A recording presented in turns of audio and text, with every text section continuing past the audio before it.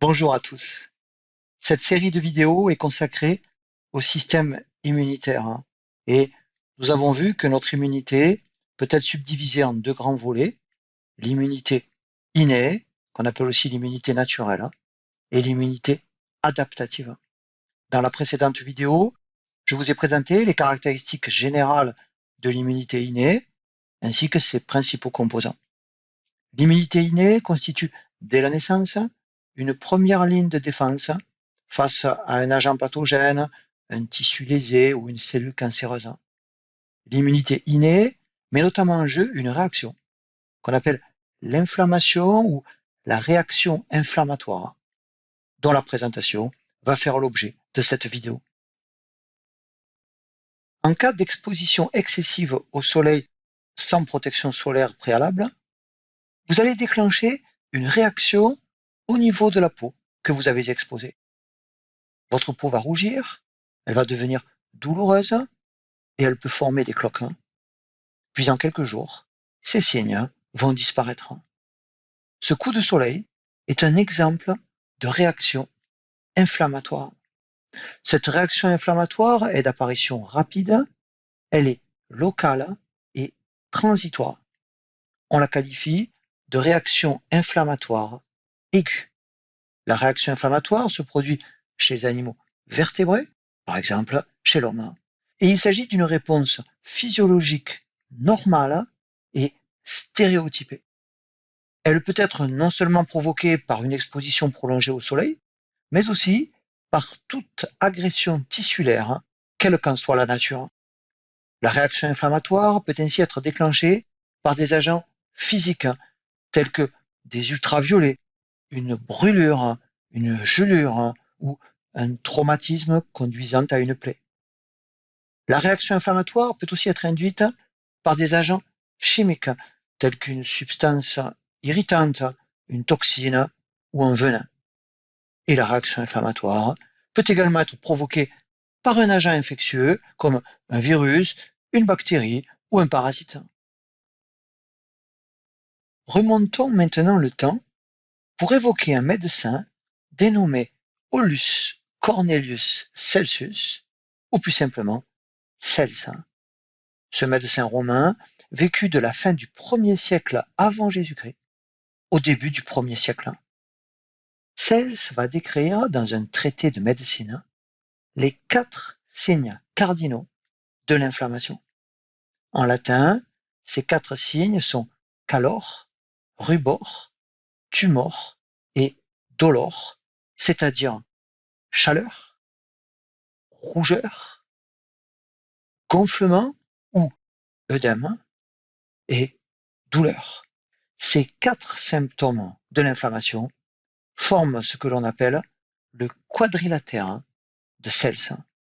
Un 5e signe de l'inflammation sera décrit au 2e siècle après Jésus-Christ par Claude Galien, un médecin grec qui exerçait à Rome.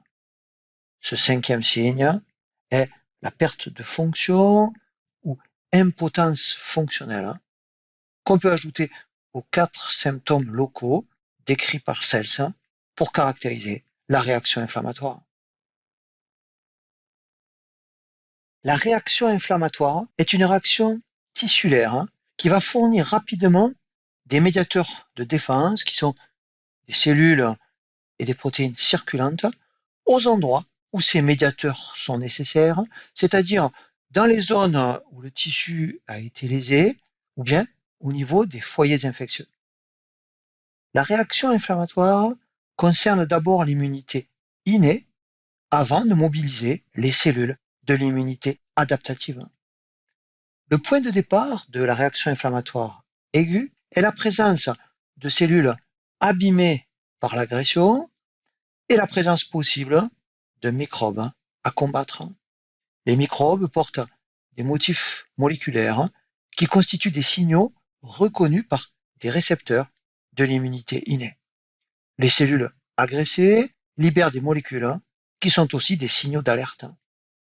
Des cellules immunitaires résidentes dans le tissu agressé, principalement des macrophages, des cellules dendritiques et des mastocytes, mais aussi d'autres cellules, vont être activées par les signaux microbiens ou bien par les signaux issus des cellules endommagées.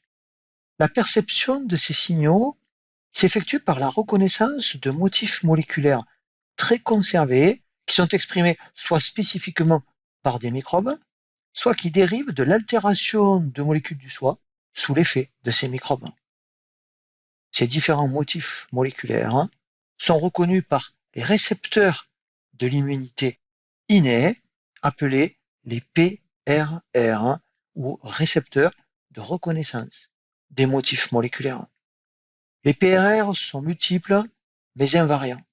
Les PRR sont des récepteurs qui sont exprimés par les cellules immunitaires résidentes et ils peuvent être présents sur la membrane plasmique de ces cellules ou bien localisés dans ces cellules, par exemple sur la membrane d'endosome ou bien dans le cytosol. Parmi les PRR, on peut citer les récepteurs de type TOL ou TLR. Les cellules immunitaires résidentes dans les tissus jouent donc au départ le rôle de cellules sentinelles, détectant les microbes ou les cellules endommagées grâce à leur PRR.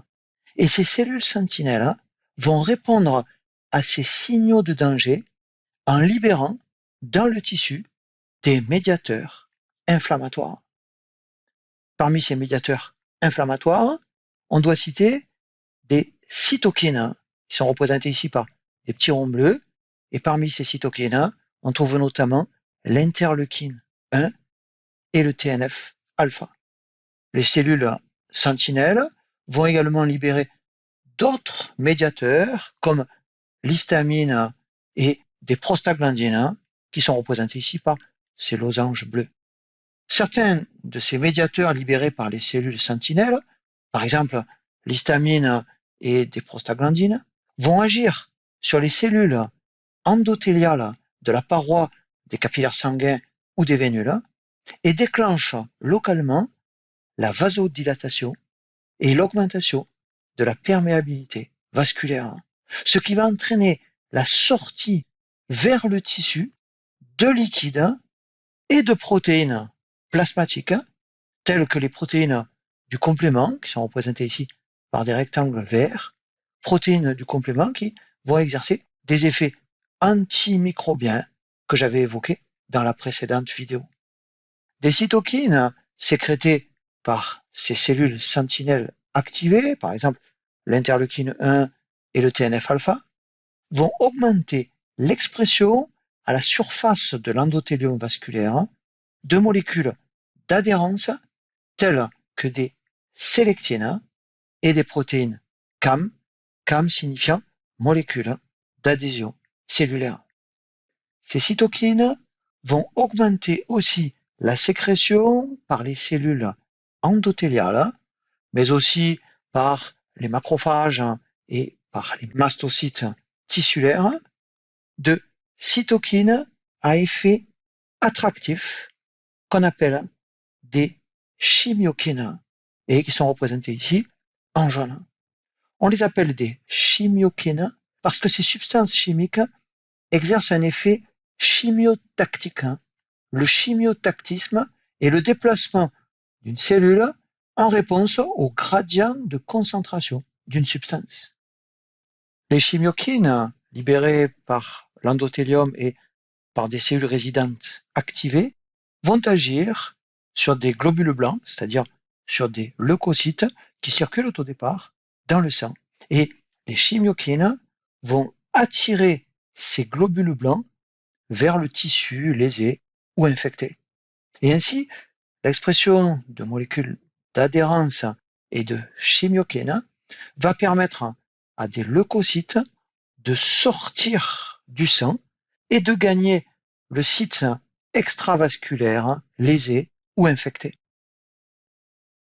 Présentons maintenant de façon plus précise les étapes du processus permettant de recruter des leucocytes circulants vers le site inflammatoire.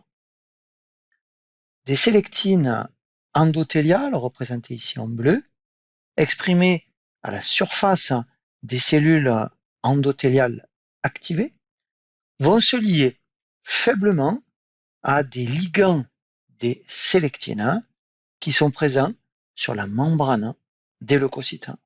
Ces ligands des sélectines sont représentés ici en violet clair. Ces interactions faibles entre sélectines endothéliales et leurs ligands membranaires leucocytaires vont ralentir localement le déplacement dans le sang de ces globules blancs. Et ces globules blancs vont alors se mettre à rouler à la surface de l'endothélium. Et ce mouvement de roulement est représenté ici par ces flèches en arc de cercle et en pointillé. Notons que du côté sanguin, les chimiokines, représentés ici en jaune, sont liés à des protéoglycanes présents du côté plasmatique de l'endothélium, si bien que ces chimiokines se trouvent fortement exposés aux leucocytes qui roulent sur l'endothélium. En se rapprochant du site de l'inflammation, ces leucocytes en train de rouler vont fixer ces chimiokines par leurs récepteurs spécifiques qui sont représentés ici en bleu. Cette fixation des chimiokines sur leurs récepteurs leucocytaires va induire un changement de conformation des intégrines qui sont portés par la membrane des leucocytes. Ces intégrines leucocytaires, représentés ici en bleu, vont, sous l'influence des chimiokines, passer d'un état de faible affinité à un état de forte affinité pour leurs ligands. C'est ce que l'on appelle la phase d'activation des intégrines par les chimiokines. Les ligands des intégrines sont les protéines CAM, représentées ici en rose, et présentes sur la membrane plasmique des cellules endothéliales. Et les intégrines, grâce à leur état de forte affinité, vont donc maintenant établir des liaisons stables avec les protéines CAM de l'endothélium. C'est la phase d'adhérence stable des leucocytes sur l'endothélium. Et cette adhésion stable des globules blancs sur l'endothélium va avoir pour conséquence d'arrêter le mouvement de roulement de ces globules blancs. Les leucocytes, ainsi stoppés dans les vaisseaux sanguins, vont ensuite traverser l'endothélium, attirés vers la zone d'inflammation par les gradients de chimiokines. C'est la phase de migration des leucocytes à travers l'endothélium. Ce recrutement des globules blancs du sang vers les tissus met en jeu une déformation de la membrane plasmique des leucocytes, ce qui leur permet de passer du sang au tissu extravasculaire par un processus qu'on appelle la diapédèse. Puis, dans les tissus, les leucocytes vont migrer le long de fibres de la matrice extracellulaire. Mais revenons au schéma précédent afin de voir les dernières étapes de cette réaction inflammatoire. Les neutrophiles sont les premiers leucocytes à s'échapper du sang vers le tissu. Ainsi, les neutrophiles qui étaient présents au départ dans le sang sont maintenant présents dans le foyer extravasculaire et ils vont sécréter alors des cytokines qui amplifient la réaction inflammatoire. Dans le tissu lésé ou infecté, ces neutrophiles vont phagocyter les microbes, libérer des molécules antimicrobiennes et expulser leur contenu nucléaire pour former des réseaux de chromatine qui vont jouer le rôle de pièges. Ces pièges extracellulaires émis par les neutrophiles vont permettre de capturer et de tuer les bactéries et les champignons. Après les neutrophiles, ce sont les monocytes qui, à leur tour, vont quitter le sang et passer dans le tissu où ils vont se transformer en macrophages. Et ces macrophages, comme les neutrophiles, vont, par l'intermédiaire de cytokines qu'ils libèrent, amplifier la réaction inflammatoire. Ces macrophages vont aussi phagocyter les microbes et les détruire. Notons que dans le site infecté ou endommagé, le système du complément est mis en action et certaines des protéines du complément vont exercer un effet chimiotactique sur les globules blancs ou bien vont provoquer la lyse de microbes ou encore vont favoriser la phagocytose des microbes par opsonisation. Finalement, dans le foyer inflammatoire extravasculaire, les neutrophiles et les macrophages vont éliminer les cellules endommagées et les microbes. L'élimination du facteur déclenchant se traduit par l'arrêt de la réaction inflammatoire, mais aussi par la réparation du tissu lésé. En effet, des cellules immunitaires telles que des macrophages vont sécréter des facteurs de croissance permettant de remodeler le tissu lésé. Les 4 symptômes locaux majeurs de la réaction inflammatoire aiguë, c'est-à-dire chaleur, rougeur, gonflement et douleur, résultent des modifications tissulaires associées au processus inflammatoire. La vasodilatation des vaisseaux sanguins conduit en effet à augmenter localement le volume sanguin, et cette élévation du volume sanguin local va chauffer le tissu et le faire rougir. L'augmentation de la perméabilité vasculaire locale lors de la réaction inflammatoire provoque une fuite de liquide du sang vers le tissu. Par conséquent, il s'accumule localement dans le tissu lésé du liquide issu du plasma, ce qui entraîne le gonflement de ce tissu et provoque donc l'œdème. La douleur est due à la pression exercée par l'œdème ainsi qu'à certains médiateurs de l'inflammation tels que la bradykinin et la prostaglandine E1 qui vont agir sur les fibres nerveuses nociceptives. Ces fibres nociceptives sont les premiers neurones des voies nerveuses qui permettent de percevoir la douleur.